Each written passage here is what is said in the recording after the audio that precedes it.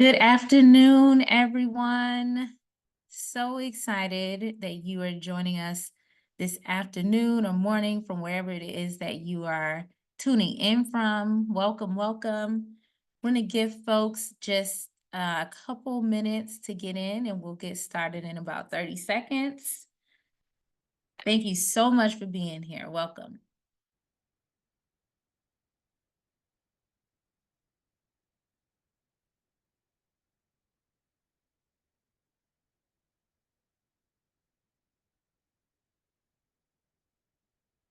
Hello to those that are just joining. We're going to get started in about 15 seconds.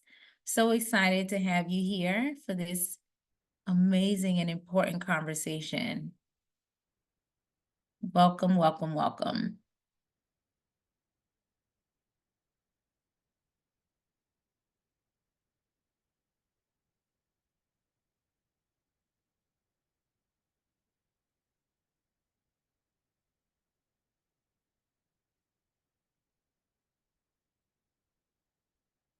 All right. I think that we have most folks here, so let's get started out of respect for your time. Welcome to the Increasing Quality, Quantity, and Diversity webinar series. If this is your first time joining us, we're so happy that you're here, and welcome back to all of those who have been tuning into the series. My name is Dr. Stephanie Tomlinson. I'm the Director of Advocacy Engagement at TNTP, and today's webinar is hosted by the 1 Million Teachers of Color campaign. This is one of our 5 compelling sessions designed to disseminate best practices for cultivating and retaining diverse educators. We are extremely grateful that each of you made the choice to be here for today's important conversation. And we are immensely excited that you are continuing to think about ways to equitably serve students, educators, and community members. As we go through today's content, our team will drop important links in the chat to resources that support this discussion. This session is also recorded, and it will be provided to you at the end of the webinar. And finally, we are going to proactively share a link to today's feedback survey, as we so deeply value your perspective in keeping these sessions relevant, actionable, and supportive towards your educator diversity efforts. So today's discussion explores the importance of diverse leadership in our nation's schools. According to the 2020-2021 NCES survey, less than 1 out of 4 school leaders identify as people of color, while over half of our nation's students are students of color. This stark discrepancy highlights a significant leadership gap in our schools. When students see leaders who look like them and share similar cultural backgrounds, it can positively influence their academic performance, self-esteem, and aspirations. Diverse leadership fosters an inclusive environment where all students feel seen and valued. A diverse leadership team signals to prospective educators of color that the school or district values and supports diversity. This can be a powerful factor in recruiting and retaining a diverse educator workforce, which in turn benefits the entire school community. Diverse leadership is not just about representation.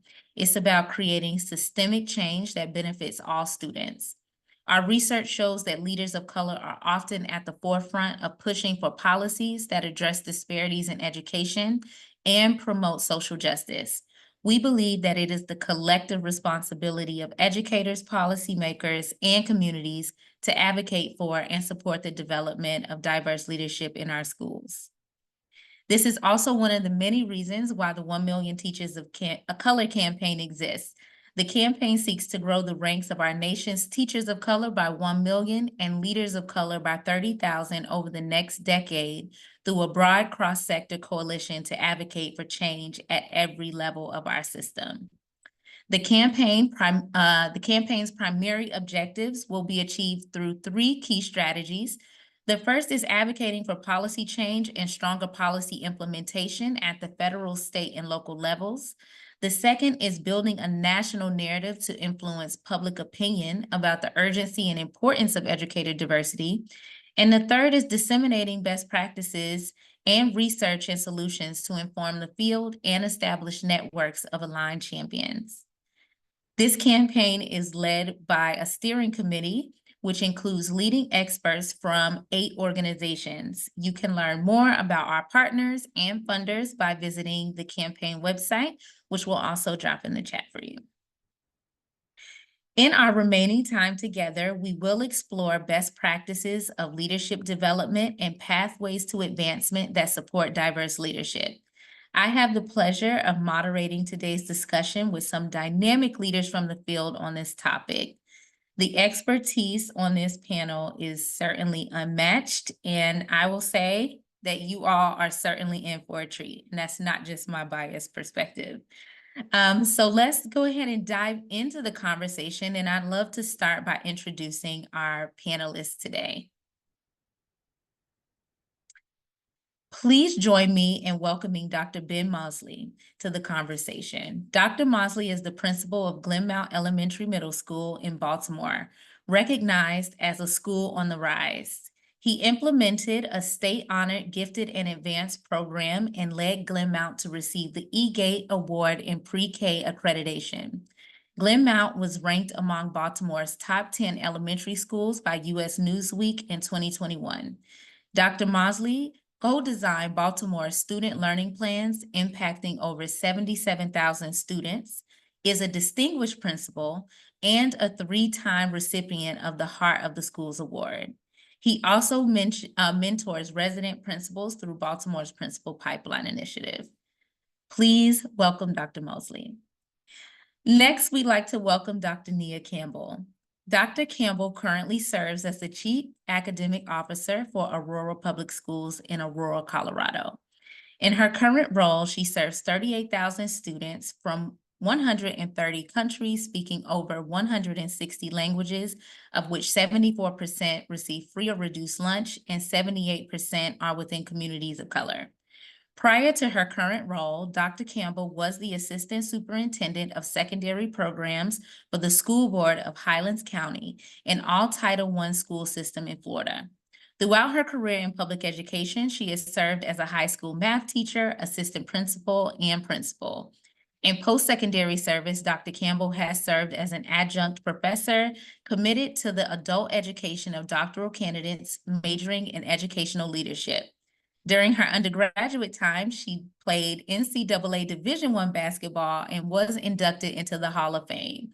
Dr. Campbell is married with 3 children and enjoys spending time with families and friends. Please help me welcome Dr. Campbell.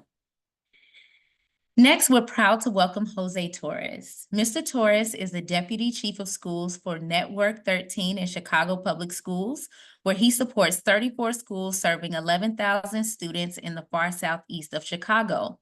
The student population is 65% African American and 35% Latinx. With 31 years of experience in urban education, including 13 years as a principal at John L. Marsh IB World School, Mr. Torres has led with a focus on social emotional instruction and restorative practices, achieving single-digit suspension rates. He is also proud of the school's mariachi, folkloric dance group, and rock band programs. And finally, we are proud to welcome Dr. Kimberly Harris Pappin. Dr. Harris Pappin has been an educator in the Rochester City School District for 30 years. Having served as a building principal for the past 16 years, she was recently appointed as the Executive Director of Integrated Literacy. Over the past 2 years, she has enjoyed working with national leaders from the School Leaders of Color Collective, a program initiative to build transformative communities and support networks of Black and Latinx principals to thrive, sustain and expand their impact, ensuring the social, emotional, and academic success of all students and the communities in which they serve. She is a proud mother, Meemaw, and member of the Alpha Kappa Alpha Sorority Incorporated. Thank you so much for being here. We are thrilled to have each of you participate in today's discussion. I'd love to start off with allowing you all to just lean into a bit of storytelling and helping the audience learn a little bit more about you and your leadership. Can each of you briefly share your personal pathway to leadership and why educator diversity is important to you? And Dr. Mosley, we'll start with you. That's a hard one to follow up, especially when somebody got into the Hall of Fame, I hear. Congratulations, Dr. Campbell. I'm honored to come first. But thank you for that question. And first, just thank you for this opportunity to TNTP, to the Hunt Institute, and even more so MCEL for providing a space like this to us to carry our voices and for others to hear from. But my journey may be in resemblance to many others, or may be different to many others as well. I began education as a middle school teacher, a literacy teacher in grades 7 and 8. And through becoming a middle school teacher, that just wasn't enough for me. I just wanted a little bit more to fill my cup, to fill my capacity. And I just had that burn and that urge to grow as a school leader. As I look back now, I can't tell you if I was a better teacher or a better leader. But throughout various organizations and capacities, I've always led, whether it's sports, playing football, being the quarterback, or whether playing basketball, being the point guard. But in this case of education, it was just teaching wasn't more. Something was calling me to do more, be more. And from there, I've grown from the classroom teacher to the team leader to the department chair within 4 years of teaching, and then eventually becoming the lead teacher of my school. And still, that wasn't enough. There was something burning inside that just wanted to more, and more. And eventually, I became an assistant principal, and I thought that that was the end all be all. I thought that was the plateau for me. But once again, having that urge to move to the big seat, I took those steps, got into the big seat, and here I am today. So starting from the classroom and elevating, taking that elevator from level 1 up to level 4 or 5 is where I am, and that has been my pathway through education. Thank you, Dr. Mosley. Dr. Campbell, we'll go to you. Thank you. So I will start by saying my first career was in finance as a mathematics major. I didn't think that I wanted to be in education. Very quickly learned that in the finance world, I wasn't fulfilled. So, passion and purpose and having a larger impact was absolutely something in me.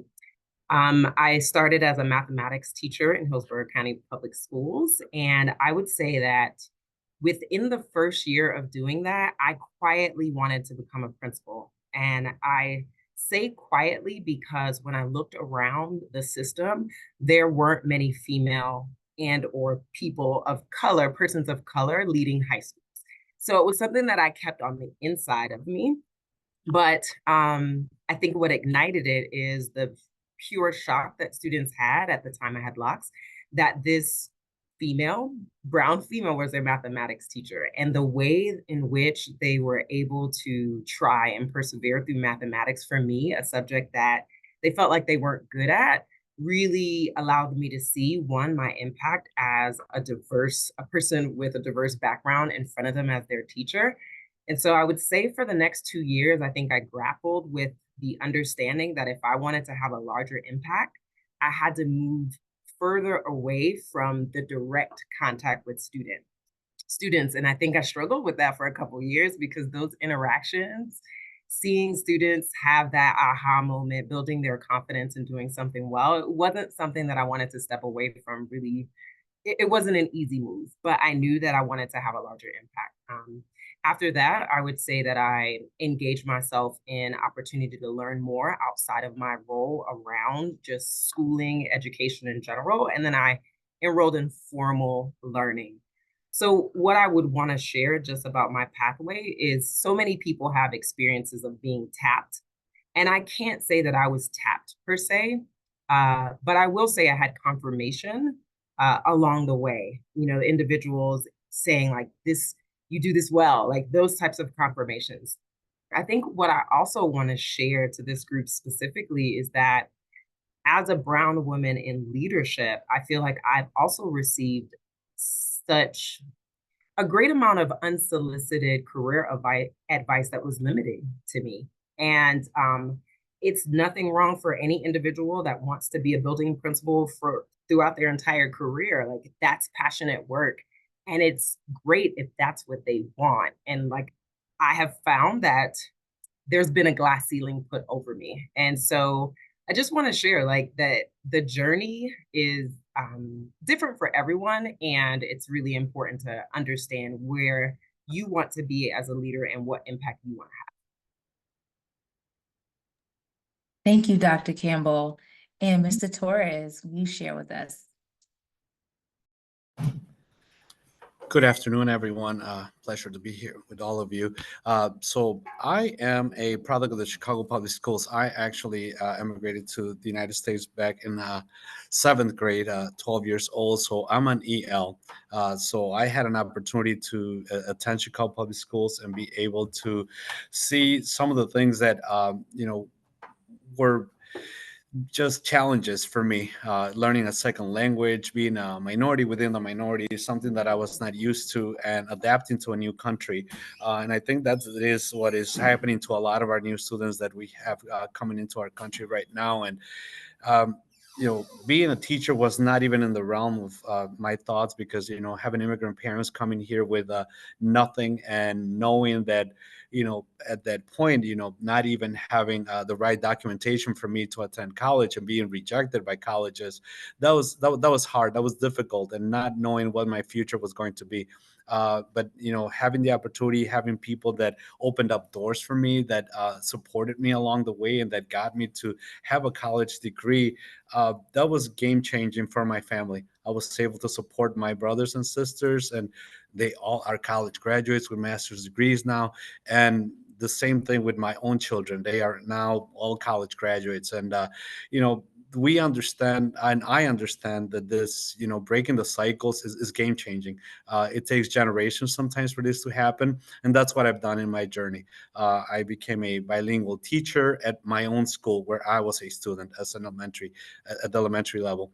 After that, I did work for the district, in supporting bilingual programs for 5 years, and then moved into the assistant principal role for 4 years, and eventually 13 years as principal in an IB World School, where we had the opportunity to be independent school principals, where we had autonomy to make more decisions and be creative, be innovative. And again, supporting along the way the recruiting and the retainment of people of color. We having teachers, having personnel that look like my students was very important. Now in this role as deputy chief of schools, I support 34 schools, with 65% of our students being African American, 35% of our students being Hispanic, and we want to continue to identify good leaders, good people that may have those skills to become teachers. They just need the right supports. Thank you, Mr. Torres. Wow, the powerful stories that each of you shared already just has me so excited. Dr. Harris Pappin is having a bit of tech issues, and so I'm going to keep the conversation moving, but we hope that we'll be able to welcome her soon, because she also has some compelling advice and expertise to share. With that said, the first question I have is for you, Dr. Campbell. From your experience, can you share specific examples of where diverse leadership has made a significant difference in your school's environment? Yes. So what I'll say is, in general, diversity in leadership sharpens an organization. I feel like it forces an organization, if an organization is willing or not, to analyze, and I would even say interrogate the organization's function. Um, it challenges the system to be what it says it aspires to be, and whether that is looking at like hiring practices, access to opportunities for students and or adults for promotion, whether it's based in the data, student data, quantitative, qualitative. Um, Diversity specifically, just it sharpens, it allows more voices to be heard, so that the product or the outcome of the student experience is whole. When it is missing, there's obviously perspectives that are missing, which is really, really important if we're going to serve well. I'll say, as a central office leader, I have clearly experienced that leaders of color within the organizations that I've served generally have more diverse faculty and staff. That and survey data has led to students feeling more a sense of belonging because the adults they interact with look like them, understand them, and have some similar life experiences. I would even push on some research. Like we know that student teacher estimation of students' ability to achieve, right? What we believe students are able to accomplish has a seriously, it's a serious impact and effect size of, I believe, 1.29, right? Invisible learning. So like it's important that the adults who are in service to students see the talents and gifts so that students who might not have seen themselves as an international baccalaureate program student or an advanced placement student or a CTE student or anything, right, has someone to open that up for them.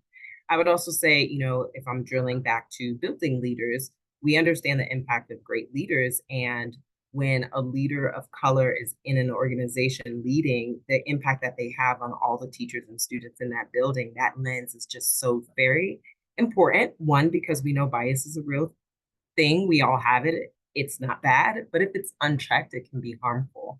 And so these are just things that, are important and that I found in my district experience. I will go back as to a building leader. I want to share something that I didn't go into building leadership thinking that would happen, but like I have visual evidence of the impact of me being the first female leader at that high school and a person of color, right? So, of course, as a building leader, student outcomes are so important, opportunities to rigor, CT access, all of those things. So, obviously, I'm working in the organization, creating systems to ensure that. Also, when I'm looking at hiring panels, this is now in my role, but even then as well, I want to see a diverse pool of candidates. My mindset was always if we have students with locks, then we need teachers with locks. If we have students with a hijab, we need teachers that wear hijabs, like whatever we want our students to see. And so focusing on student outcomes, access, and then the diversity in the staff, there was and probably still is in the school, a long-standing tradition of an accolade for seniors called Seniors of Distinction and Hall of Fame, and each student's senior picture is hung in on a plaque, and it's there in the halls for the body to see, and it's been evident for 20 years. So I would say during the Campbell years, there's a distinct difference in how often students of diverse backgrounds were nominated and awarded um, these accolades, which are like they're in the school forever. And I attribute that to the diversity in the staff nominating and also voting for and recognizing the high academic achievement, but also students who are doing things really good in their community. And so I also am proud of that statistic because now in that hall, in the administrative hall, when students go to see their counselor, when they look at those years, and I really hope that that has continued, they see themselves and now very early on as something that they can aspire to. Oh, so many gems dropped there. I forgot to mention to the audience, we are going to have an interactive Q&A after the conversation. Please drop any thoughts or questions that you have as we go through this conversation into the chat, and we'll make sure we ask those. Building off of all the great things that Dr. Campbell shared, Mr. Torres, I'd love for you, I'd love to direct this next question to you. As a deputy chief of schools, you oversee the recruitment and retention of school leaders. From your perspective, what are some of the systematic or systemic barriers that educators of color face in advancing to leadership positions? And how has Network 13 addressed these challenges? That's a really good question because I feel that that is part of the reason why I came out of my school. I came out of my school because I felt the need to not only have representation, but how do we mentor others along the way? In my experience, what I've noticed is that sometimes, if it's not our district leading the way, we have to do it from the inside out. the work that we do as principals in hiring, identifying people of color that have talents, that have skills, that have the potential, the desire, the passion to make a difference. And a lot of times, you know what, these are the people that have not had the opportunity because of socioeconomic needs. How do we establish programs that support them? How do we lead them into programs where they can get supplemental tuition? How do we support them in doing observations at the school level or student teaching? People cannot leave their teacher assistant job in order for them to be able to do that. So encouraging leaders to identify those people in their schools that have that potential, and not just pigeonhole them into a position that might not lead them to for the next position to go up the pipeline. For example, one of the things that we are doing in our network is we're identifying a lot of our what we used to call deans, which are now restorative justice coordinators, and most of them, I mean, I'm not making this up, 90% of them are males. Why? Because they've in some thought process, we identify as males as the ones that are able to deal with the issues of misbehavior from our students, especially when it comes to uh, black boys, especially when it comes to black Hispanic boys. We need to make sure that we also have those deans, those restorative justice coordinators participate in MDMTSS team, participate in the instructional leadership team, because when they go up for the next job and they're questioned about their ability to be able to lead instruction and make changes to that instruction, they might not have the tools. And we hear that narrative all the time, that we are not ready, that there's not enough people that look like us that can do the work. We have to build our capacity, but we have to be intentional about it. We have to identify those people and have to provide the right supports and put them in those key positions at our schools so that they are gaining that experience, and then support them along the way. And I know that we're doing that work here at CPS. We have a GEM initiative that is looking at bringing more people of color into leadership positions. We have Department of Principal Quality that's identifying assistant principals that are ready to be mentored, to be supported in order for them to move into those principalship roles. So those are the kind of things. And in my role, it is about just establishing connections and letting people know that, hey, if they see this brown man, they didn't have the right documentation, came here with no language at 12 years old, they can make it too. And that's my goal. Beautifully said, Mr. Torres. Beautifully said. Dr. Harris Pappin, welcome. We're so excited. I hope everyone in the webinar universe is doing like some celebration. We're so excited to have you join us. Very quickly, I want to just take a pause in the discussion and allow you to introduce yourself to the audience. Tell them a little bit about your pathway into leadership and why you continue to be energized by this phenomenal work. Okay, thank you so much. Thank you, thank you, thank you. Technology at its finest. My apologies, but my journey started as a young girl, looking at growing up in a community, in a rural community that with people that did not look like me. So I knew earlier on from a child that this would be my destination. So my pathway into leadership was I started off and spent 5 years as an elementary education teacher in grades K through 1. And from there, I journeyed on into the literacy coach or instructional coach role, spent 6 years there. And from there, I went into being the assistant principal for 3 years. And I recently completed my 16th year as a building level, elementary level principal. As of July 1st, 2024, I transitioned into the role of the executive director of integrated literacy.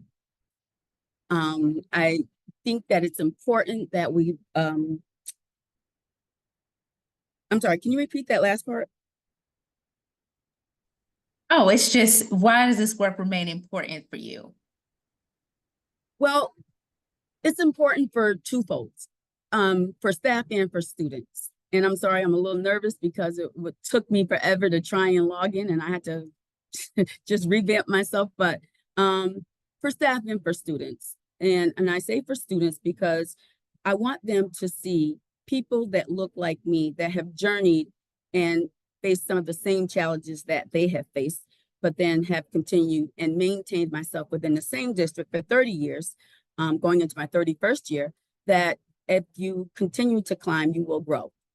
And for staff, I want to encourage teacher leaders to continue to grow in their role, as I grew from the instructional coach, the assistant principal, and then remained the principal for 16 years. So it is always my hope that I am serving as a role model to my entire Rochester City School District community and beyond.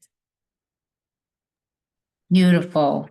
We are so excited to have you here, Dr. Harris Pappen, and you are going to fit very nicely into the discussion that we've been having thus far. So I'm going to invite this next question to Dr. Mosley.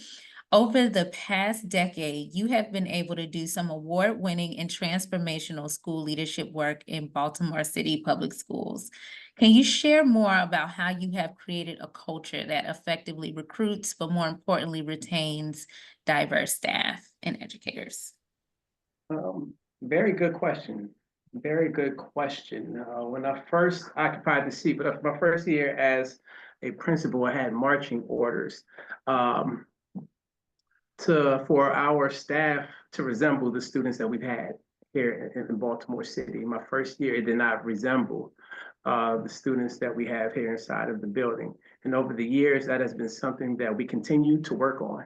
And though my end goal is to get the best educator, the best instructional teacher in front of our students, regardless of the background.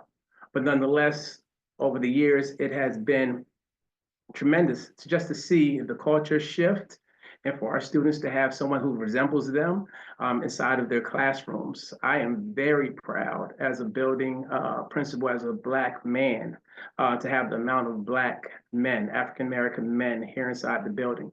When you come to my school specifically, that'll be one thing that you'll notice coming through out the front door, down the hallway, up the steps, around the corner, and through the corridors, is that we have men here inside of our building. Not to say that, sometimes people might mistake me for Shamar Moore or Denzel Washington or something like that. No, but just to lighten it up a little bit. But no, it's I believe that it's important for our young men to see this. It's important for them to see what success is. We can all go after school and put on our jeans or sweatpants and our t-shirts, even our hoodies and so forth. But a lot of our young men don't get to see a Black male leader, a Black male educator, a Black male who has his doctorate degree, a Black male who presents himself as a Black male. And to me, that is very integral to our students' upbringing, their access, and the trajectory in which they're going. So that's just one thing. And even with the pipelines and the interns, or more so the mentees that I've had over the year, is really making sure that I meet their developmental needs, but at the same time, they're meeting the needs of our students as well as our schools. It's not just as important for me to deposit whatever I have into them, but it's as important for them to deposit their challenges, to bring to the table the challenges, as well as their successes to the school. And that is a meeting point, that is a starting point for many of us. As Jose alluded to just a little while ago, he used the term pigeonholing. Currently, I have a mentee, a resident principal. I know that New Leaders is one of your partners. I've noticed that on the screen a little bit earlier, but coming through, from Baltimore City, we shifted from New Leaders into our own in-house pipeline. And I currently have an intern or a resident principal. The gentleman, fantastic, but the gentleman is African-American, about 6'6", 6'7", played basketball in college. And what we said is we're going to get you out of that stigma. We're going to get you out of the hallways, the buses, the detentions, the discipline. Our first objective for him is we're going to sit here and we're going to go over the academic planning. We're going to go over the scheduling. We're going to go over the data analysis. We're going to go over the performance indicators. You're going to leave here a well-rounded, well-oiled, prepared African-American principal. You're not just going to sit there and be pigeonholed into the culture and climate of schools. And there's many times, even as a principal, sitting principal for 11 years now, that perception is still thrown or thrust upon us, even from within our own buildings. So that is something that I've continued to work on here within myself, here within the building, and from the culture standpoint, not just the school, but the school district itself. Thank you so much for sharing that. And this next question for you, Dr. Harris Pappin, I think is deeply connected to a lot of the wonderful things that Dr. Mosley shared. As a principal for 16 years, you know firsthand what it takes to retain leaders of color in their roles. So from your experience, what support or development helps sustain you in school leadership as a Black woman? Well, as a Black woman, we're often given titles that we are angry, we are aggressive, but we're very seldom given the titles that we are passionate. So the three components that I would like to talk about would be fellowship, sustainability, and coaching, which are all components that I received while working with School Leaders of Color Collective, where it's an extension of TNTP project that happened here in our Rochester City School District. And fellowship was extremely important because it allowed us, Black women in leadership roles, to come together, as well as Black males, as well as Hispanic, Latino, males and females, come together and have a safe space in place that we can talk about some of our challenges, as well as share a lot of our successes that we were facing within our district. It also allowed for us to receive our one-on-one coaching, which is extremely important because that person was a part of, and let me not say that person, I want to call her by name because she's like my little sister, little big sister, because she's filled with knowledge and resources, but smaller in stature than I am. So my little big sister served as my coach. And Dr. Fanyon brought so much energy. 2 years ago, when I joined that group, I thought for certain I was just waiting until my year 30 so that I can exit out and go and do something differently, perhaps for another organization or, mentoring in a different capacity. However, my experience in working in that space and place with my colleagues, convening with my colleagues intra-district as well as in other states, it allowed me an opportunity to really be re-energized and refocused, which now allowed me to come into the position within the same district, starting my 31st year and not leaving as I had anticipated on leaving, because I received those three components that is crucial to sustain Black leadership. And the last one I didn't mention as of yet is sustainability. So we oftentimes engage and participate in these wonderful initiatives, but when the funds dry up, what happens? I am very fortunate because part of my request when I transitioned into this role was to transition with Dr. Fanyon remaining as my coach. Well, not all of my colleagues were afforded that opportunity, although I could definitely speak on their behalf. They would have loved to have had her to continue with us. However, the funds were not available. But this did not stop her and does not stop her from still continuing to meet with us unofficially. But that is something that programs need to really consider as the three components: fellowship, making certain that there is a safe place and space, coaching, and looking at districts as to how is this going to be sustained once the funding is no longer available. Thank you so much for sharing that. I'm going to transition to the next question, which I'd love to direct specifically to Dr. Campbell and Mr. Torres. The research is clear about the importance of strong leadership in our nation's schools.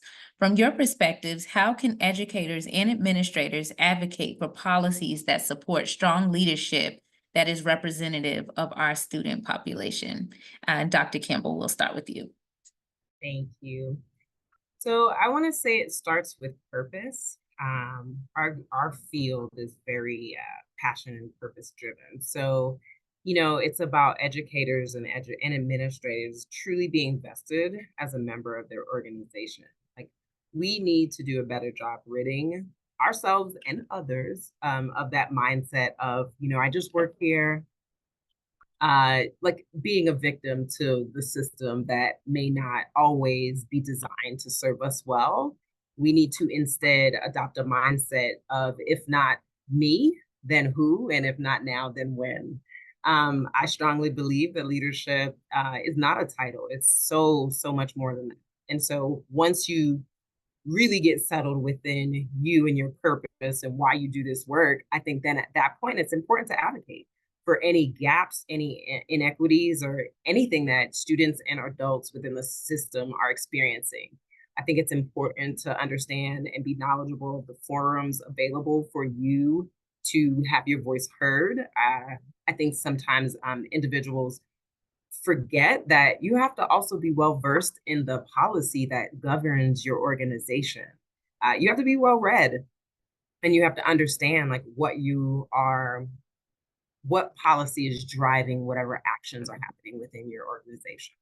I believe that educators and administrators should, at this point and stage of our world and in education, we should be requiring organizations to have at minimum equity frameworks and DEI commitments as evidence that there's a real desire to improve the outcomes for all and to provide environments that we can thrive.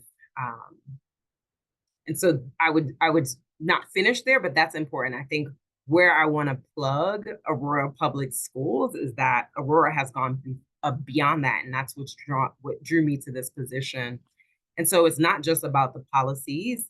There's actual accountability related. So, the Board of Education is has a results-focused governance model. So we're always looking at student outcomes. That's like real commitment on top of accountability, where we discuss in board meeting strategies on how we're improving. I would say even beyond that, though, there are results focused specifically on Black and Latinx Hispanic students' outcomes. And so many spaces might, in the equity work, talk about it, but there are metrics with targets specific for that group. I would also say, as a larger organization, the Board of Education has limitations for the superintendent that, we're not allowed to adopt any program that doesn't prioritize diversity, equity, and inclusion. And another metric that's really important is that the superintendent has a limitation that the retention rate for Black and Latinx or Hispanic educators cannot fall below the retention rate of all other educators within the system. And so it's about, one, understanding why you do this work, what your passion is, and making sure that you use your voice, advocate in a knowledgeable way, and require you're an asset, right? So require the system that you serve to serve you as well. One of the things that we're doing in our network is that we are banding together. We have a small number of male principals of color, and they've come together and they've formed a group, and they are leading initiatives from within our network. They are the ones that are setting agendas to meet with our CEO, with our, CETO, and to ensure that, those challenges, things that, come up in their different schools are being brought to light, because they understand that they need to be able to lead this work because of the roles that they have. In order for us to make changes, either in our districts or in our state or legislation, it has to start with a group. A lot of times, I think that because we are minorities, we do suffer a little bit from that imposter syndrome, that we almost feel like, okay, I'm not going to do that. I'm not going to cause any waves. I'm just going to stay where I'm at, and I'm not going to step out of my role. And we need to, if we're going to disrupt what is happening, we have to step outside of a role. We have to have that courage to be the one that takes that first step and get others to go along with us and create that movement.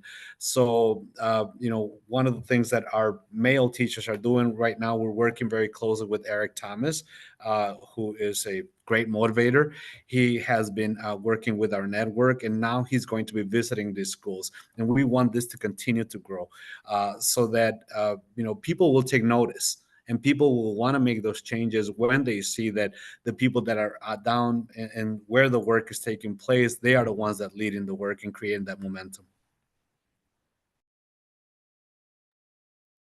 Thank you both for sharing.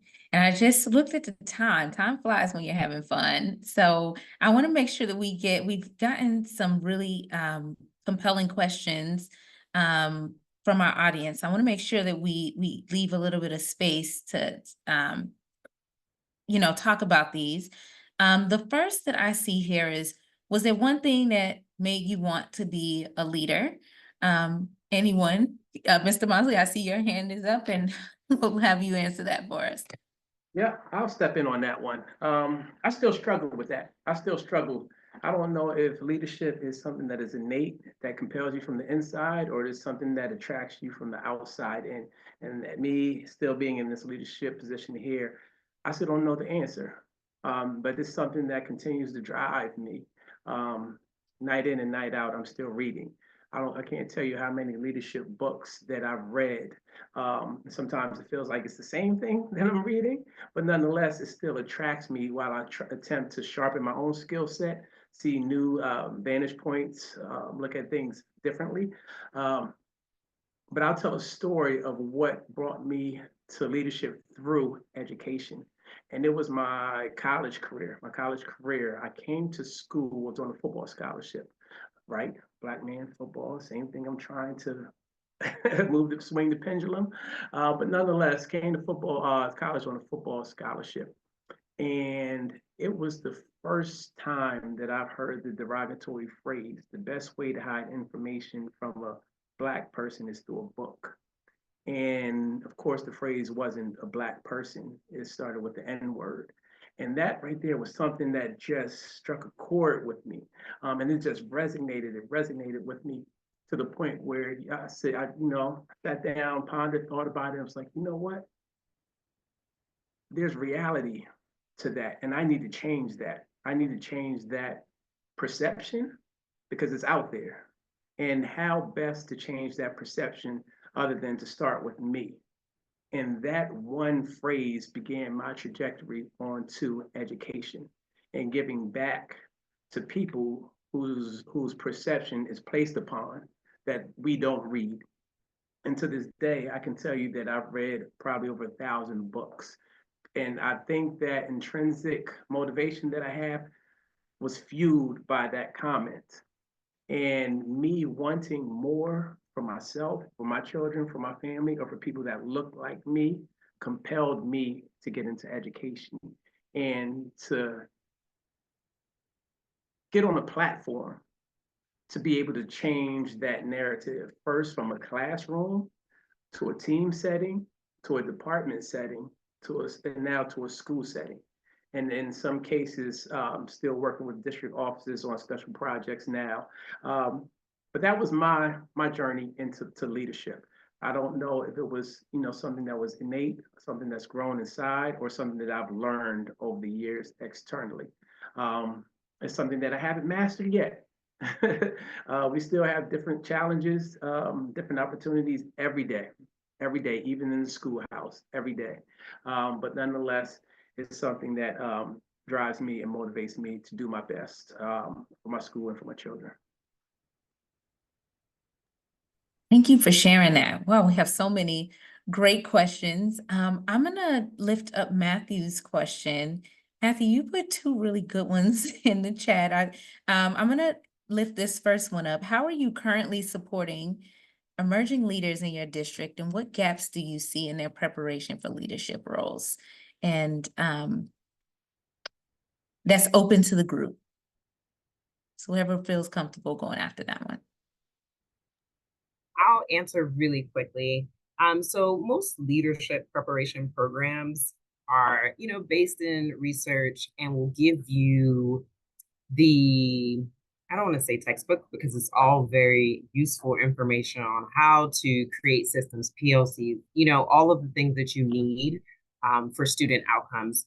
I have found, and I've not been able to yet build a pipeline that does this, but I am fully focused on spending the resources for those who already do, is leadership programs that address the nuance of leading as a woman of color or as a male of color. And so generally, like, there are beautiful programs where you can recommend and expose those who are aspiring. Generally, they come to me from other leaders of color, but I just think, men of color in leadership, I have an experience of being a part of a village as well. Those are the programs that I wish were lifted more as just leadership training, versus us having to find them in pockets or develop them from the ground up within our organizations. I think I just wanted to say that. Yeah. One of the things that we've done is that with our assistant principals, we created a scope and sequence that we follow throughout the school year and how we're developing them so that they're ready for the next step. And as we say, you're a heartbeat away from being the principal. How do we, get you to understand your leadership story, how to tell your leadership story? We also focus on the analysis of data and how do you take action from that data? And then seeing how the cycles are implemented, what would you do in certain situations? We've also had panels of principals that are sharing their experience so that they can be ready when that time comes. Janice, we love that real moment that's happening. Yes, Did, in a did you school. want to finish? No, and like I said, you know what? I think that we have another layer in Chicago. It's not only enough to have your certification or your licensure from the state, but we have a principal eligibility process that they have to go through. So we're also mentoring that way. We prepare them and we help them to get through that eligibility process because we don't want them to face those barriers. But it's not about giving them the answers, but making them reflective and coaching them. I'll Thank you say so much for sharing. Yeah, go ahead, Dr. Harris. kind briefly. One thing I decided to do was be intentional. And being intentional for me was to hire an assistant principal that looked like me. She had great potential, and I could see that, my days sitting in the seat as a principal were supposed to be very limited, or was going to be very limited. And it was my responsibility to grow someone to replace me. So I would intentionally go out and support what I would see as potential leaders that had the interest in leadership, because a lot of times the assistant principals have shared that they have no interest in the role of the principal because of the heavy lift that principals in our very transient district has encountered over the years. So I serve as a mentor, principal mentor, even as a teacher leader, so that I can go out and seek teachers to recruit them into leadership and then from there support them. So I think that my job has been to intentionally seek out those that, first of all, they're interested, but secondly, they have potential. And sitting on those committees that you have access to them. We have time for one more question. And actually, this question I'd love to hear from each of our panelists as we're rounding out the discussion. Is there any advice for someone that is a few years into their career and wants to eventually be a leader? So these are your words of wisdom to our aspiring leaders out there, and I think would be the perfect way to close out this phenomenal conversation. Dr. Mosley, why don't we start with you? I'll say, keep the focus to focus. First, keep the focus to focus. Put the right foot in front of the left, put the right foot in front of the left, and do your best at what the task is first. Don't worry about the external factors. When the house in front of you is on fire. So focus on your focus, but then also take the initiative, especially if you're a young, aspiring leader. A lot of the younger people, the younger generation coming into education, how can I say this with a soft landing? But they come in a little codified, a little privileged, where, us coming into education, it was hard work.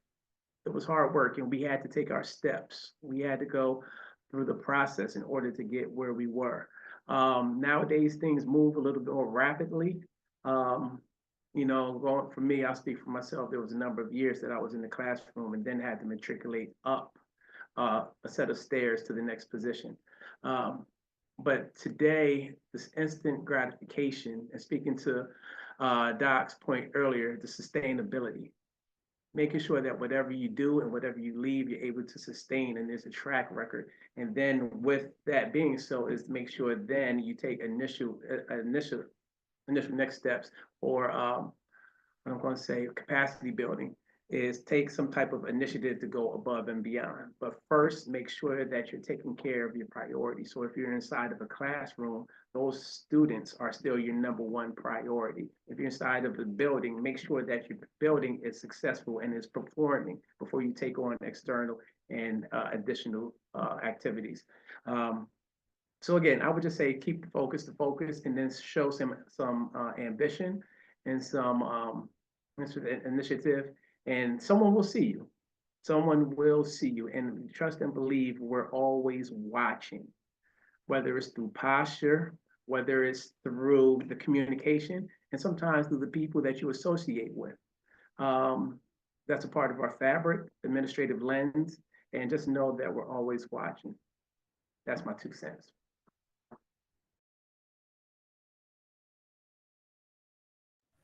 I would say take on any possible experiences that you may have. Don't think of it as additional work, because you are learning from this. Take an idea and see it from beginning to end, and put it out there in the universe that that's what you want to be. This is where I want to be, and this is how long it's going to take me, and these are the steps that I'm going to do in order to achieve that. If you don't do that, then do you really have a plan? You have to have a plan on how you're going to manage your career. When people ask you, where do you want to be in 5 years from now? There should be also a plan. Where do you see yourself in a year, 2 years, 3 years? And what skills do I have to build in order to be there at that time? So keep building your skill set. Don't be afraid to take on new initiatives, new roles, and hang around with the people that have that positive energy, that are going to motivate you, that are going to support you. If you hang around with the people that say that's a lot of work, don't do it, they're going to drag you down. You need to get yourself next to with somebody with positive energy. That's somebody that's productive, because your productivity will also go up. And I would jump in to say, supporting what Dr. Torres, or I'm sorry, Jose said, really setting your goals, be intentional. Think with the end in mind. Where would I like to be within the next 10 years? And then setting those realistic goals, making certain that you're surrounding yourself with positivity, knowing that there will be challenges, knowing that it doesn't matter what seat you sit in, there are challenges. And so don't give up. You have to stay somewhere long enough to be effective. All districts are different. So if my goal is to be a teacher leader in 5 years, then know that I need to remain in that district, because I need to see the role and the responsibilities of a teacher leader. If I'm going to be a principal in 10 years, I need to stay within that district and see what the role of the principal is like within that district, because oftentimes we think that if we don't get immediate gratification from the classroom to the administrative chair, then I'm going to go to another district because my district is not appreciating me. Sometimes it took me 30 years to get to the central office level, but I know my work very well in all aspects, because I was a classroom teacher, as I said. From there, the instructional coach, the assistant principal, the principal, and now at the central office level. So in each of those roles, I learned the responsibility and can actually speak to that. And not to be repetitive, so I think what I'll add is, when you are aspiring, I think it's important to view yourself as unfinished. You should always be learning and improving your craft. You should have expertise, but you should never view yourself as an expert. To me, expert implies that there's no further learning required. And so that learner mindset, when you model that, you will always be in spaces and you will always find value, and you'll always be valuable if you're continuing to build yourself. I think it's important to be clear on your purpose, what you bring to education, why you do this work. That is important, because then the challenges won't stop you, because as everyone said, there will be many in our landscape. And then I think what I will say is, while people are looking, right? This is a focus. We're looking for leaders and educators of color, but if you are not tapped, that doesn't mean what you have to offer is not valuable, right? It's still valuable. So even if you're not tapped, put yourself in those spaces to have those opportunities, and take the leap. Take the leap. Thank you all so much for a compelling conversation. I know we're a little over time, but it was definitely worth every second to just allow us to hear and experience your wisdom and expertise. So just everyone, thank our panelists. We are going to formally close out the webinar. And just thank you again for your time and your wonderful questions and everything that you learned and came to offer today. Please take a moment to fill out our survey and let us know how you enjoyed this conversation and how we can improving it better. We will be back with another session in October, so please keep a lookout for our 4th webinar in the series. Take care of yourselves, be well, and we look forward to seeing you next time. Bye-bye.